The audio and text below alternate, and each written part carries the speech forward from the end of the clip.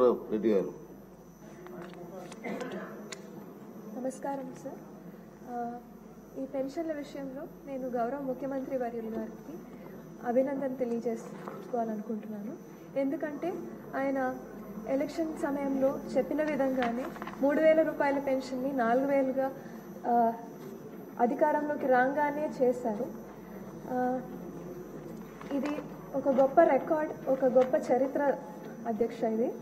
ఎందుకంటే ప్రతి నెల 1వ తారీఖునే దాదాపు 65 లక్షల కుటుంబాలకి 4,400 కోట్ల రూపాయలు తూచా తప్పకుండా పొద్దు కునికే లోపే ఇస్తున్నామంటే ఇది వేరే ఏ రాష్ట్రం కూడా మన దేశంలో ఎక్కడ కూడా జరగని విధంగా జరుగుతోంది. ఇది నిజంగానే ఒక రికార్డ్ సృష్టించారు ఆయన ఇందులో. కాబట్టి నేను మన ప్రభుత్వాన్ని మనస్ఫూర్తిగా అభినందిస్తున్నాను. ఇందులో వైసీపీ ప్రభుత్వం గత 5 సంవత్సరాల్లో మన టీడీపీ కార్యకర్తల మీద కక్ష కట్టి చాలామందికి రావాల్సిన పెన్షన్ని తొలగించడం జరిగింది. మనం ఎన్నికల సమయంలో చాలామందికి హామీలు ఇవ్వడం జరిగింది అధ్యక్ష. ఈ పెన్షన్లు మళ్ళీ తిరిగి మంజూరు చేస్తాము అని చెప్పి మీ ద్వారా మంత్రివర్యులకి ఇది అడుగుతున్నాను అధ్యక్ష, ఇది మళ్ళీ ఇవ్వడం జరుగుతుందా?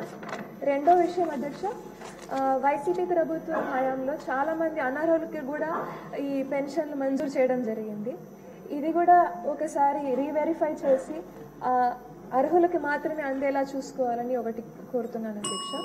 మూడో విషయం అధ్యక్ష, ఈ 50 ఏళ్ళకే ఎస్సీ ఎస్టీ బీసీలకి పెన్షన్లు ఇస్తామని చెప్పి మన ప్రభుత్వ మేనిఫెస్టోలో మనం చెప్పడం జరిగింది అధ్యక్ష. ఇది ఎప్పటి నుంచి అమల్లోకి వస్తుంది అనేది ఒక ప్రశ్న.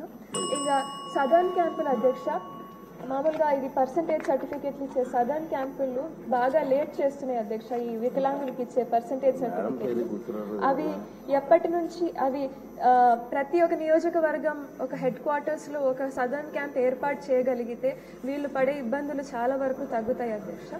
ఈ ప్రశ్నలన్నిటికీ మీ ద్వారా మంత్రివర్యులు సమాధానం చెప్పాలని కోరుకుంటున్నాను. మేడం